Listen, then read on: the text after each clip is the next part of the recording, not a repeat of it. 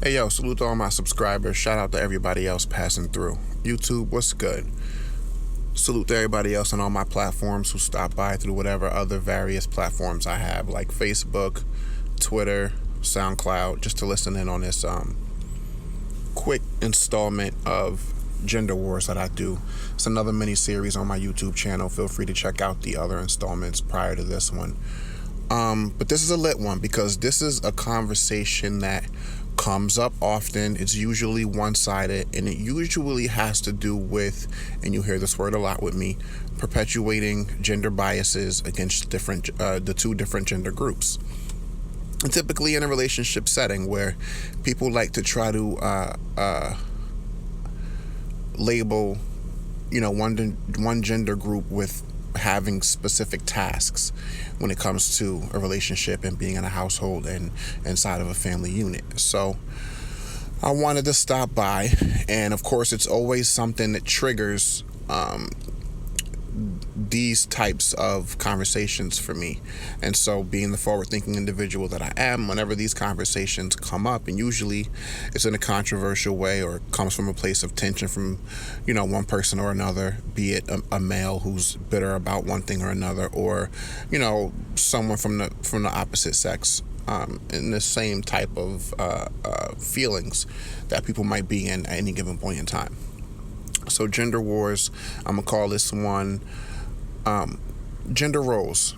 Are they universal, or is there really such a thing as specific roles that apply to specific genders in a relationship setting? Let's get straight into it. Straightforward answer, no.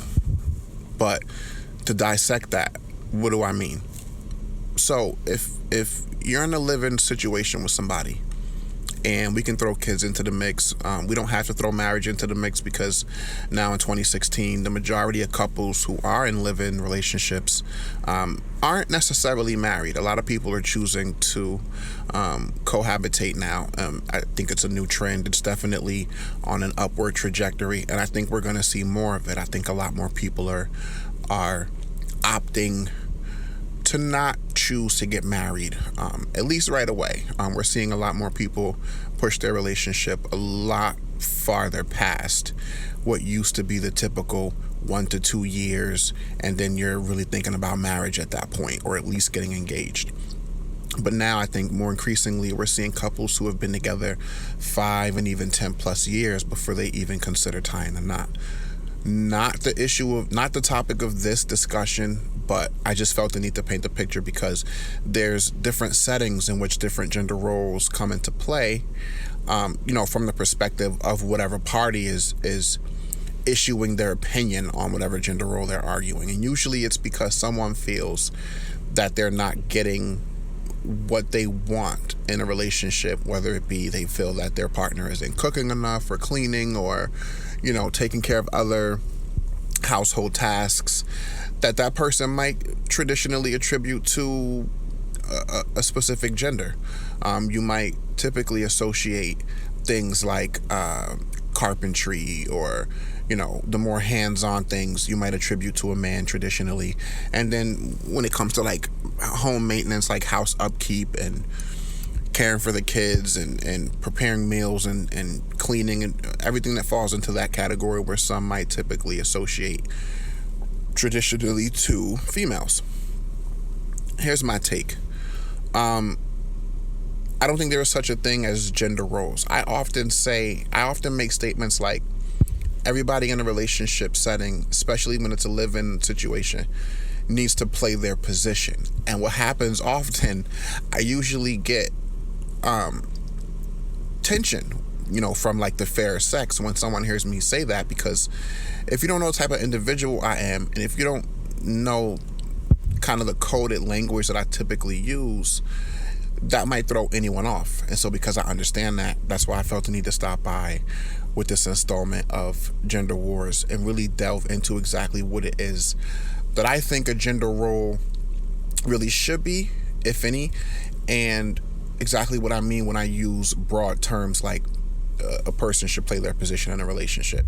So as far as gender roles go, I don't associate any one task or any one thing with a specific gender. Like, I don't think only women should cook. I don't think only women should clean or be responsible for maintaining the home and taking care of the kids and things like that. I always make statements like a person should play their position. What I mean by that is every relationship is different. Every individual is different. We typically don't complain about or praise things in our relationship strictly based off of what traditional relationships look like from our standpoint. We typically tend to praise or complain about the things that go on in our relationship that are more related to how we see the relationship from our own perspective and what we feel is missing. Because let's be honest, we don't typically praise our partners as much as we should. More often than not, just probably as a side effect of human nature, we typically will speak on the negative and overlook the positive. I'm guilty of it. I think we all are. And to quell those types of accusations, I usually make statements like, well, people do what they should do, and if you do something that you're responsible for doing in a relationship, I don't necessarily feel like you should be praised for it. Some people would agree, some people would disagree. That's just my personal stance. So let's get into some traditional perceived gender-specific tasks. You have a live-in situation, and from being a man and from the man's perspective, a lot of men feel like their women are responsible solely for keeping the home clean, for looking after the children, making sure that they have clean clothes, making sure that the meals are prepared, making sure that if there's extracurricular activities, that the women are the ones who are, you typically hear the term soccer moms, where the women are carting kids from school and to soccer practice or basketball practice or volleyball or whatever other various sports or extracurricular activities your child might be involved in. And while that is largely traditional, I don't agree necessarily with that. I feel like, and this is what I mean by terms like everyone should play their position. If, as a man, we have a living situation and I'm working 2 or 3 jobs or whatever the case to provide financially for the family, I feel like if you, as the woman in the relationship with me, if your work is not done outside of the home, meaning you don't have a 9 to 5 that you go to every day, then I would associate the vast majority of the management and maintenance, the management and the maintenance of the home, I would associate that to you. Not because you're the woman, but because your position at that point, because you don't have a 9 to 5 that you go to every day, your job to me in that stance is maintaining the home and taking care of the kids and helping with homework and carting them around wherever they need to go and grocery shopping and cooking and all these things that are inclusive of what managing and maintaining a home and a family unit is, whatever your family situation looks like. Now, let's say you have 2 people who are both living together and they both have to go to work every day. If the work that I put in reference to hours clocked at a job that's done outside of the home, where money is being brought into the home, if I'm working 2 jobs or 3 jobs and you're working 1, and your one job is full-time, so you're doing anywhere from 32, 35 to 40 hours, and I'm doing anywhere from 80 to 90, again, I would associate more of the household responsibilities to you, again, not because you're the woman, but because the amount of hours that I'm putting in at an outside job, something that's generating income, keeps me away from the home more than it keeps you. So again, if you're in the home more, then just by default, I would associate more of those responsibilities to you. Because these are things that have to get done regardless of who's in the house and who's not. So I feel like the most fair way to apply who does what in the home setting is by who's home the most. So let's say, but these are situations where, like for example, at any given point in time, I'm working 2 or 3 jobs. That's not the norm. Most people don't do that. It's kind of crazy, and it's a crazy ass schedule. It's a crazy ass sleeping pattern. So most people don't do it. So if we look at it even from the standpoint of a man's working a full-time job, a woman's working a full-time job, you have the average 2 to 3 kids, which is typically the average for an American household. Sometimes more, sometimes less, but usually the 2 to 3 range. If we're both working a 9 to 5 and you take on the responsibility of taking the kids to and from various activities that they have outside of school, and where I come home from work and I'm home, then in that interim from when you're carting the kids around wherever they have to go or whatever they have to do outside of school hours, if I'm the person who's home, then I would associate tasks like preparing dinner on those given nights to myself, because it's not about the woman should cook, the man should cook. It's whoever, it's the person's job who's home for any given block of time to alleviate the responsibility of whatever would happen in that period of time off of the other person. So, and vice versa. If I'm the one who's carting the kids around and you're home after your 9 to 5, I would expect to come home and have certain things be done. There should be no reason really why, if, let's say your wife or your living girlfriend, fiance, whatever, gets off work at 4, you get off at 6, but at 4 o'clock, no one's having dinner. The kids are just getting out of school, and they're being taken to baseball or basketball or swim or whatever the case, and you get off at 6. But even getting off at 6, you're the first person in the house. You shouldn't be waiting till 8, 9 o'clock at night for the mom to get back home. Now she's put in a full day of work. On top of that, she's had to take kids to whatever practice, then come home. They may still have homework to do. They still have to get washed up and ready for bed for that night and, prepare themselves for school. Whatever things need to be done ahead of time to get them ready for school the next day. She shouldn't be having to come home at that time and have to worry about preparing a meal for the family. I think often, this is one of the things I will say, one of the stereotypes I think men do perpetuate slightly more is that we do attribute a lot of household duties to women just off of default. Maybe it's because a lot of our moms did those things while we were growing up, so we just automatically associated those things with the woman. Doesn't make it right, doesn't make it wrong. It's just, we tend to favor things that we are more often subjected to. It's just a force of habit. But habits can be broken like anything else. And one of the biggest ways to introduce resentment and distance in a relationship, especially when that relationship is a live-in situation, is to have too much undue pressure on another person to fulfill the work aspect of the relationship. Because if a relationship is 10 parts, it's probably 7 or 8 parts work, and then 1 to 2 parts actually interacting with each other in a leisure way, or in a fun way, or romantic way, or relationship building way, something that enhances the couple's personal relationship. The rest of that shit, 70 to 80%, it's work. Whether that work is compromising between the two of you and trying to figure out bills and who's going to pay what, and how to raise the kids if you have different values, or come from different religious backgrounds, or have different cultural traditions that you want to expose your kids to, or the work of maintaining the home, keeping it clean and decent, and all of these things.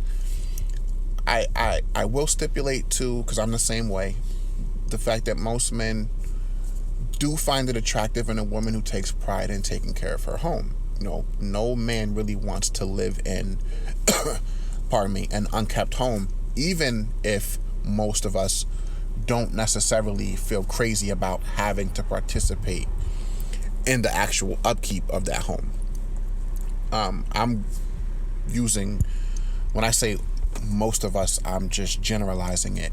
There are men who do take pride in having a clean home and participating in the process of that as well.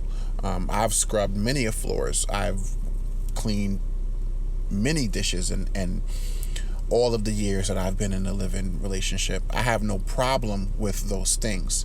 The only time I have a problem with those things is if, like I said, one person is home more, or throughout the course of the relationship have been home the majority of the time, and due to lack of laziness or just not really caring to pay attention to details, didn't really take care of the upkeep of the home and pay that much attention to the kids in whatever ways they need to be paid attention to.